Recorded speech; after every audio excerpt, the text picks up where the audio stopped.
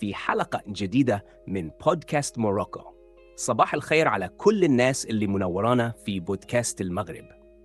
كتير من الناس فاكرين إن أزمة الطاقة في العالم بتتحل في مكاتب الأمم المتحدة أو في اجتماعات أوبك.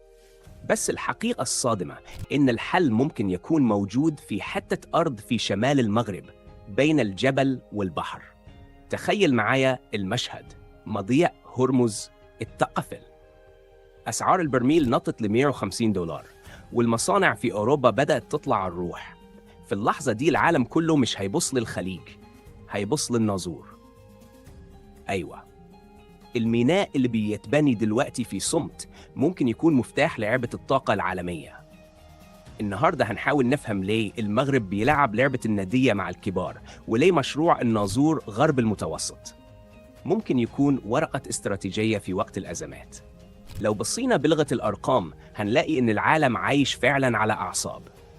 مضيق هرمز بيمر منه يومياً أكتر من 20 مليون برميل نفط، يعني تقريباً 5 استهلاك الكوكب كله. المشكلة إن المضيق ده نقطة اختناق خطيرة. أي توتر بين إيران والغرب، أول تصريح بيطلع فوراً هو التهديد بإغلاق المضيق.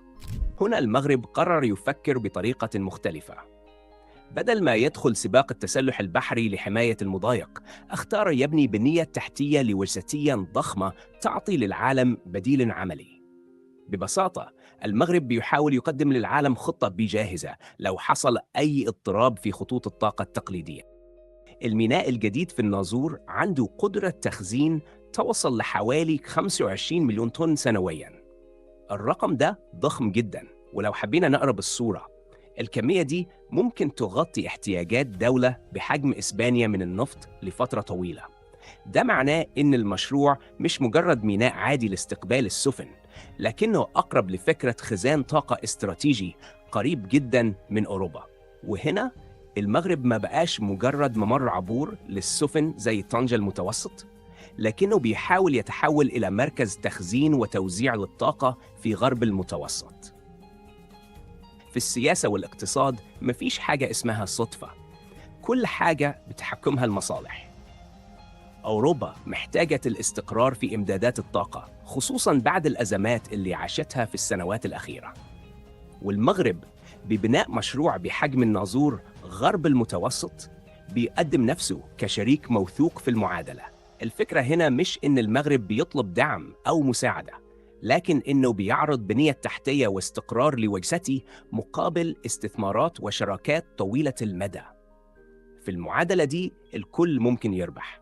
أوروبا تأمن جزء من احتياجاتها، دول الخليج تضمن قرب صادراتها من الأسواق، والمغرب يعزز موقعه كمركز اقتصادي مهم في المنطقة. المغرب في السنوات الأخيرة بدأ يتحرك بعقلية استراتيجية واضحة.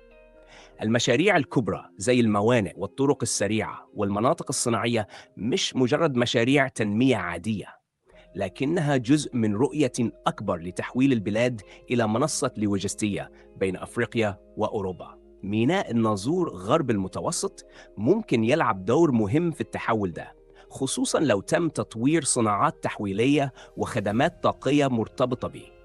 الفرصة هنا كبيرة، لكن التحدي الأكبر بيبقى في السرعة. البنية التحتية وحدها ما تكفيش، لازم يجي بعدها استثمار صناعي وتكنولوجي يضيف قيمة حقيقية. السؤال اللي بيطرح دلوقتي: هل المغرب هيقدر يستغل المشروع ده علشان يتحول من مجرد نقطة تخزين أو عبور إلى مركز صناعي وطاقي متكامل؟ وهل ممكن في المستقبل نشوف الناظور يلعب دور حتى في مشاريع الطاقة الجديدة زي الهيدروجين الأخضر؟ اللي واضح إن المغرب ما بقاش ينتظر الظروف، لكنه بيحاول يصنع موقعه في الخريطة الاقتصادية العالمية.